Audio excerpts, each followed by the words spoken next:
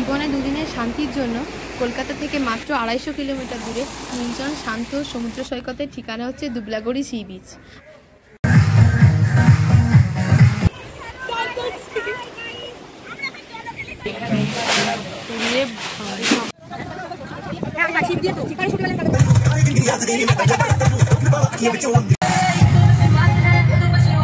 তরকারি, পমফ্রেট এখানে। Hi guys, so welcome to your new blog. তো আজকের ব্লগটা কিন্তু খুবই স্পেশাল, কারণ এটাই হচ্ছে আমাদের বন্ধুদের প্রথম ট্রিপ, যার জন্য আমরা প্রথমে বোলপুর শান্তিনিকেতন থেকে শহীদ এক্সপ্রেসে চলে এলাম হাওড়া। এখন হাওড়া থেকে পুরী সুপারফাস্ট এক্সপ্রেসে নামলাম বালেশ্বর স্টেশনে।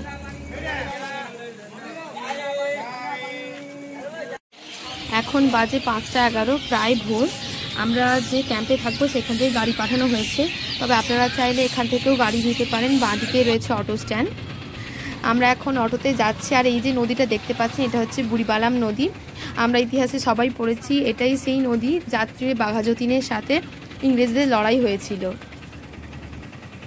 বালেশ্বর স্টেশন থেকে প্রায় 33 কিমি দূরে হচ্ছে দুবলাগড়ি সি বিচ। আপনারা অটোতেও যেতে পারেন, ভাড়া হচ্ছে 700 টাকা। আর যদি গাড়ি করেন তাহলে ভাড়া হবে 1400 টাকা। ক্যাম্পে ঢুকতে না ঢুকতেই চলে এসেছে আমাদের হাতে ওয়েলকাম ড্রিঙ্কস। তো আমরা পৌঁছে গেছি, এই হচ্ছে আমাদের ক্যাম্প। চলুন চেক ইন করি। এই যে নেওয়া হয়েছে আমাদের 2টো রুম।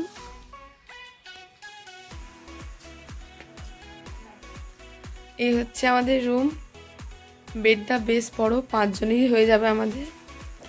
এখানে রয়েছে একটা ড্রেসিং টেবিল, আয়না রয়েছে।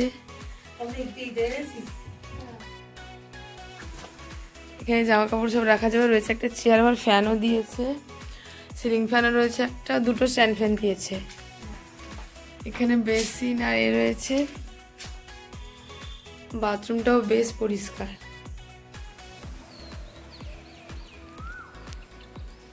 আমরা এসে আগে ক্যাম্পে ফ্রেশ হয়ে নিয়ে যাচ্ছি একটু বিচের দিকে।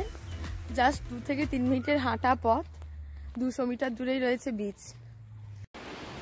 একদিকে দেখতে পাচ্ছেন সারিবদ্ধ ঝাউবন, আর একদিকে নির্জন শান্ত সমুদ্র সৈকত। এক আলাদাই শান্তি এখানে। এখন বাজে সকাল 6:30। লোকজন প্রায় নেই বললেই চলে। আর শুনেছিলাম সমুদ্রে ঢেউ নেই, কিন্তু একদমই নয়, মোটামুটি ভালোই ঢেউ আছে এখন।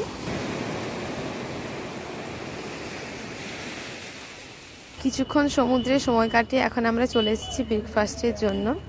এখানেই, এটাই হচ্ছে ডাইনিং হল। এখানে খাওয়া দাওয়ার ব্যবস্থা রয়েছে।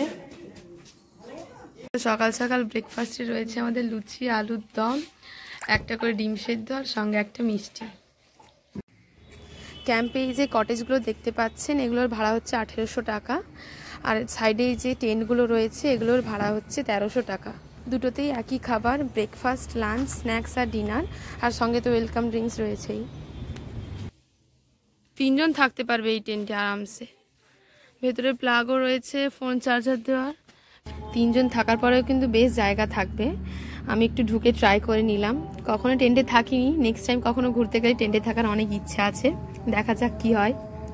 আর যারা টেন্টে থাকবেন ওনাদের কিন্তু বাথরুম আর পায়খানার জন্য কমন বাথরুম পায়খানা রয়েছে।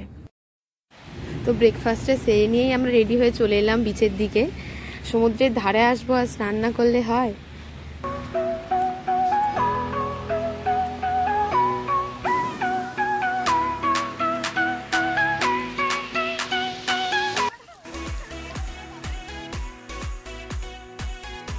এখন আমাদের স্নান করা হয়ে গেল, আর এখন আমরা এগোচ্ছি ক্যাম্পের দিকে।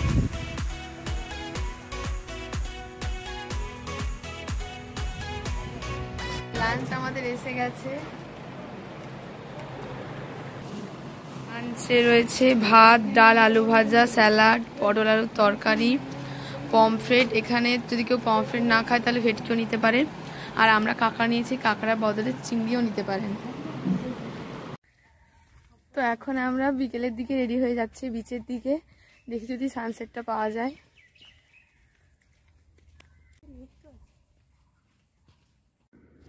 বিচে এসে দেখি সমুদ্র হাওয়া।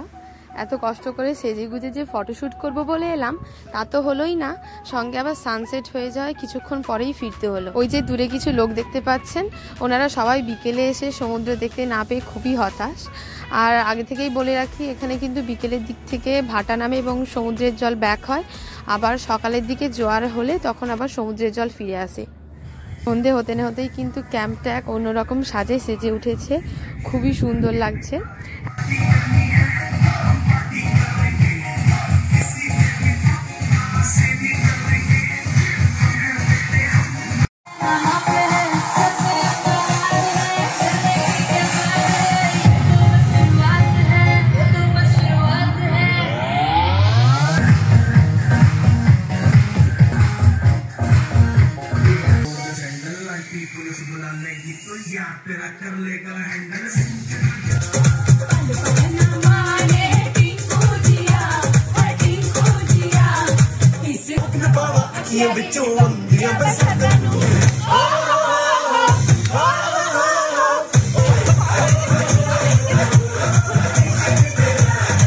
এখন আমরা রাতে ডিনারের জন্য বসেছি সবাই।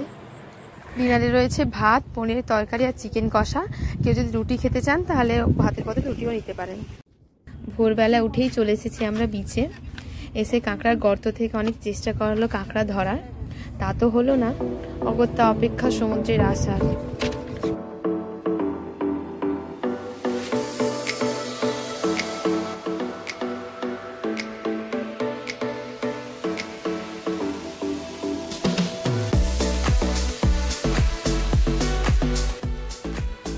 অ্যাট লাস্ট সমুদ্রের জল দেখতে পেলাম। জ্বরের সময় এখানে এরকমভাবেই সমুদ্রের জলটা ফিরে আসে।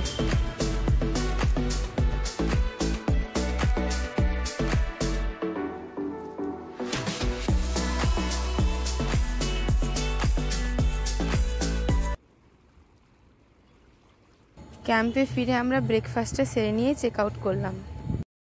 এখন আমরা ক্যাম্প থেকে চেক আউট করে যাবার পথে মোহনাটা ঘুরে ফিরবো। যে আমরা এখন এই মোহনাতে এসেছি। এখানে যে বড় ছোট মাঝারি নানা ধরনের নৌকা লঞ্চ দেখতে পাচ্ছেন, এগুলোর সাহায্যেই মোহনা থেকে মাছ ধরে এখানে আনা হয়। আর আমাদের মতো মাছপ্রেমী মানুষদের জন্য তো এটা খুবই পছন্দের একটা জায়গা। এটা কি মাছ? আর এই বড়গুলো बोलते हैं স্লিপার। আর এই লম্বাটা वाम वाम।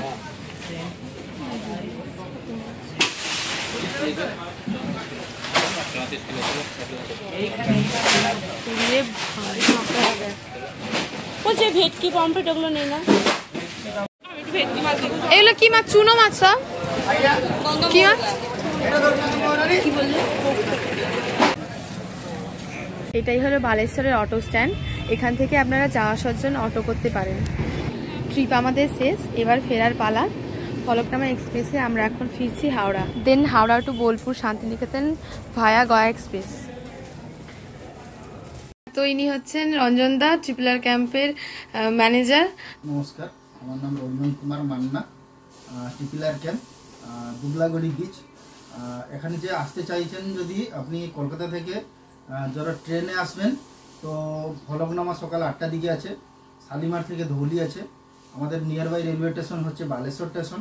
বালেশ্বর স্টেশনে নামবেন, ওখান থেকে আমি গাড়ি পাঠিয়ে দিই, অটো 4-5 জন আসলে অটো পাঠিয়ে দিই, যদি কার নেবেন কার পাঠিয়ে দিই। হ্যাঁ, আপনি ওটা 30 কিলোমিটার, আমাদের দুবলাগড়ি আসতে 30 কিলোমিটার। আমাদের এখানে খালি থাকা খাবার আর গাড়ি যেটা আসা যাওয়া পয়সাটা এটা আলাদা। থাকা খাবার নিয়ে 1800 টাকা কটেজে থাকবেন পার হেড, আর যদি টেন্টে থাকবেন 1300 টাকা পার হেড, খাওয়া দাওয়া নিয়ে 4টায় থাকছে।